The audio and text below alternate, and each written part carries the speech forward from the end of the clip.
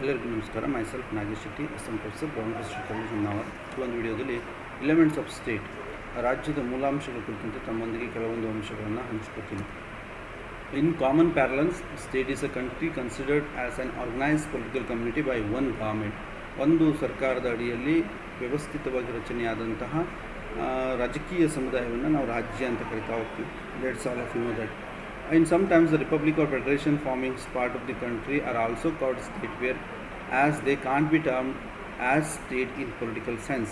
ಅದು ಗೊತ್ತಿರುವಂಥದ್ದು. ಯಾಕಂದರೆ ಫೆಡರೇಷನ್ ಮತ್ತು ರಿಪಬ್ಲಿಕನ್ ಕಂಟ್ರೀಸ್ಗಳಲ್ಲಿ ಏನಾಗುತ್ತೆ ಅಂತ ಹೇಳಿದರೆ ಯೂನಿಟ್ಸ್ಗಳನ್ನು ಕೂಡ ನಾವು ರಾಜ್ಯ ಅಂತ ಕರಿತೀವಿ. ಬಟ್ ರಾಜ್ಯಶಾಸ್ತ್ರ ದೃಷ್ಟಿಕೋನ ಇಟ್ಕೊಂಡು ಇದನ್ನು ನಾವು ರಾಜ್ಯ ಅಂತ ಕರೀಲಿಕ್ಕೆ ಸಾಧ್ಯ ಆಗ್ತದೆ. Anyhow, when we use the term state in field of international relation, it has the symbolic sense of signifying the existence of an independent sovereign entity. ಇಲ್ಲಿ ಅಂತಾರಾಷ್ಟ್ರೀಯ ಸಂಬಂಧಗಳಲ್ಲಿ ತಗೊಂಡಂಥ ಸಂದರ್ಭದಲ್ಲಿ ರಾಜ್ಯ ಅನ್ನುವಂಥ ಪದವನ್ನು ನಾವು ಸಿಂಬಾಲಿಕ್ಕಾಗಿ ಯೂಸ್ ಮಾಡ್ತಾ ಹೋಗ್ತೀವಿ. ಆ್ಯಂಡ್ ಅದಕ್ಕೆ ಸ್ವಾಯತ್ತವಾದಂಥ ಎಂಟಿಟಿಯನ್ನು ಕೂಡ ಇದಕ್ಕೆ ಪ್ರೊವೈಡ್ ಮಾಡುವಂಥದ್ದು ನೋಡ್ತೀವಿ.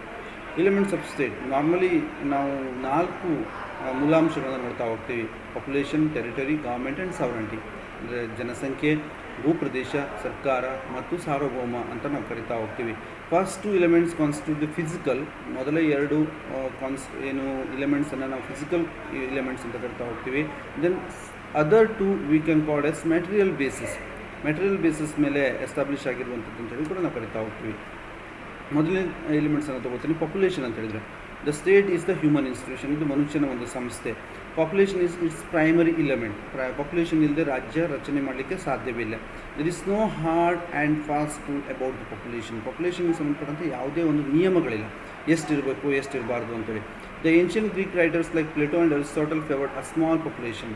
ನೀವು ಪ್ಲೇಟೋ ಮತ್ತು ಅರಿಸ್ಟಾಟಲ್ ತೊಗೊಂಡಾಗ ಅವ್ರು ಹೇಳಿದರು ಕಡಿಮೆ ಸಂಖ್ಯೆಯ ಜನಸಂಖ್ಯೆ ಇರಬೇಕಾಗತ್ತೆ ಅನ್ನುವಂಥದ್ದು. ಯಾಕೆಂದರೆ ಅವರು ಸಿಟಿ ಸ್ಟೇಟನ್ನು ಆಧಾರವಾಗಿ ಇಟ್ಕೊಂಡು ಹೇಳಿರುವಂಥದ್ದು ನೋಡ್ತೀವಿ. ಪ್ಲೇಟೋನನ್ನು ತೊಗೊಂಡಾಗ ಅವರ ಪ್ರಕಾರ 5040 ಪಾಪ್ಯುಲೇಷನ್ ಇರಬೇಕು ಅಂತ ಹೇಳಿದರೆ, ಅರಿಸ್ಟೋಟಲ್ ಏನು ಹೇಳ್ತಾರೆ ಅಂತ ಹೇಳಿದರೆ ಜನಸಂಖ್ಯೆ ಹೆಚ್ಚೇನೂ ಇರಬಾರ್ದು, ಕಡಿಮೆನೂ ಇರಬಾರ್ದು.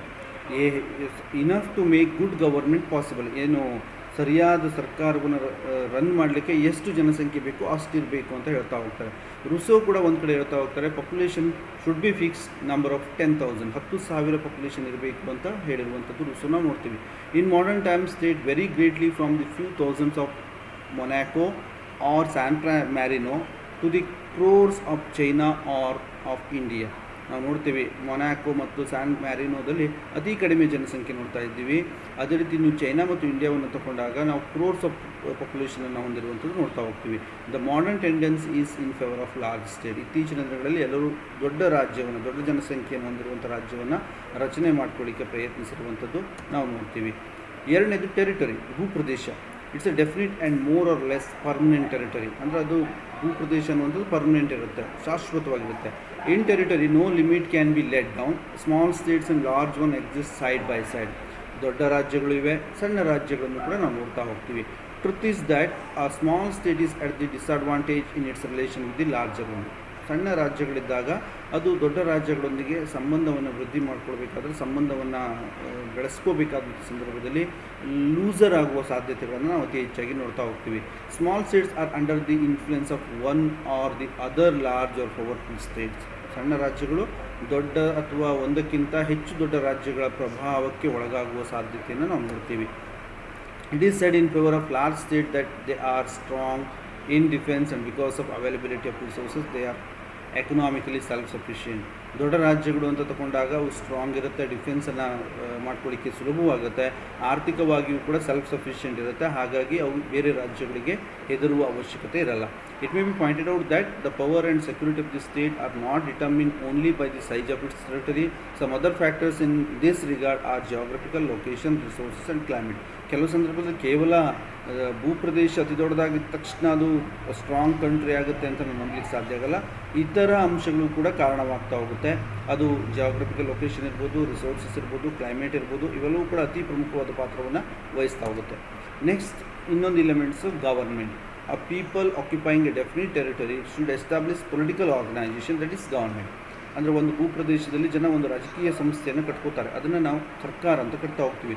Government is political organisation of the state. Government ಅನ್ನುವಂಥದ್ದು ರಾಜಕೀಯ ಸಂಘಟನೆ ರಾಜ್ಯದ್ದು. And it is concentrate and visible instrument of the state power. ಅದು ಸರ್ಕಾರದ ಅಧಿಕಾರವನ್ನು ನಾವು ನೋಡಲಿಕ್ಕಿರುವಂತಹ ಒಂದು ಸಂಸ್ಥೆ ಅಂತ ನಾವು ಕರಿತಾ ಹೋಗ್ತೀವಿ. There are three organs: legislature, executive and judiciary ಅಂತ ಕರಿತಾ ಹೋಗ್ತೀವಿ.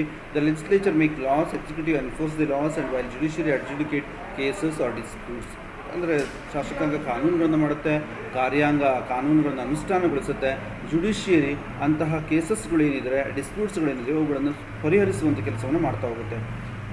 ಗೌರ್ಮೆಂಟ್ಗಳಲ್ಲಿ ತೊಗೊಂಡಾಗ ಡಿಫ್ರೆಂಟ್ ಟೈಪ್ ಆಫ್ ಗೌರ್ಮೆಂಟ್ ನೋಡ್ತೀವಿ. ಮೊನಾರ್ಕಿ ನೋಡ್ತೀವಿ, ಡೆಮಾಕ್ರಸಿ ನೋಡ್ತೀವಿ, ಡಿಕ್ಟೇಟರ್ಶಿಪ್ ಫಾರ್ಮ್ ಆಫ್ ಗೌರ್ಮೆಂಟ್ ನೋಡ್ತೀವಿ. ಆದರೆ most of the developed states right now they have adapted the democratic system, ಡೆಮಾಕ್ರಸಿಯನ್ನು ಅಡಾಪ್ಟ್ ಮಾಡ್ಕೊಂಡಿರುವಂಥದ್ದು ನೋಡ್ತೀವಿ.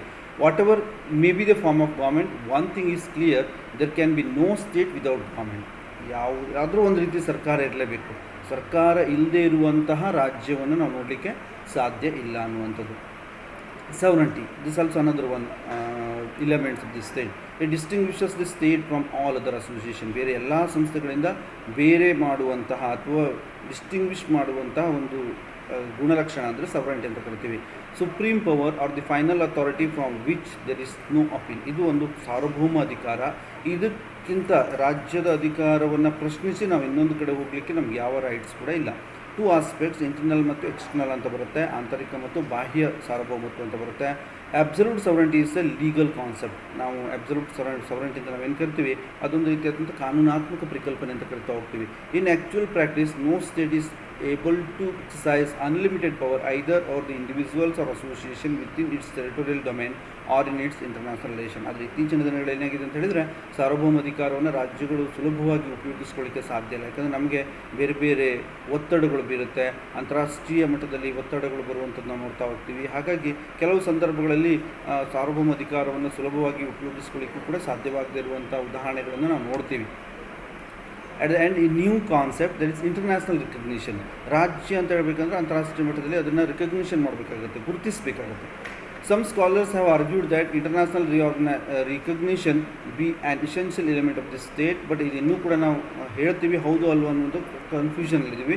ಕೆಲವ್ರ ಪ್ರಕಾರ ಇದು ಕೂಡ ಒಂದು ರೀತಿಯಾದಂಥ ರಾಜ್ಯದ ಇಸೆನ್ಷಿಯಲ್ ಎಲಿಮೆಂಟ್, ಒಂದು ಗುಣಲಕ್ಷಣ ಅಥವಾ ಮೂಲಾಂಶಗಳು ಅಂತ ಕರಿತಾ ಹೋಗ್ತಾರೆ. The recognition of the sovereign status of new state by other state is called international recognition. ಅಂದರೆ ಒಂದು ರಾಜ್ಯವನ್ನು ಇನ್ನೊಂದು ರಾಜ್ಯ ಗುರುತಿಸುವಂಥದ್ದು, ಒಪ್ಕೊಳ್ಳುವಂಥದ್ದು. Right. Absolute sovereignty is not feasible. ಇಲ್ಲಿ ಅಬ್ಸಲ್ಯೂಟ್ ಸಾವರೆಂಟಿ ಅನ್ನುವಂಥದ್ದು ಇರಲ್ಲ. But a state needs to abide by the international laws, otherwise there will be an international anarchy causing serious threats to the international peace and security. That is, we can find out. At the end, therefore, it can be summed up that the state must have population, definite territory or duly established government and sovereignty. In the absence of any of these elements, the state loses its status of statehood. ಅಂದರೆ ಯಾವುದೇ ರಾಜ್ಯ ಇವುಗಳನ್ನು ಒಳಗೊಂಡಿದ್ರೆ ಮಾತ್ರ ರಾಜ್ಯ ಅಂತ ಕರಿತೀವಿ, ಇಲ್ಲಾಂದರೆ ಅದು ರಾಜ್ಯ ಅಂತ ಕರೀಲಿಕ್ಕೆ ಸಾಧ್ಯ ಆಗಲ್ಲ ಅನ್ನುವಂಥದ್ದು. Thank you.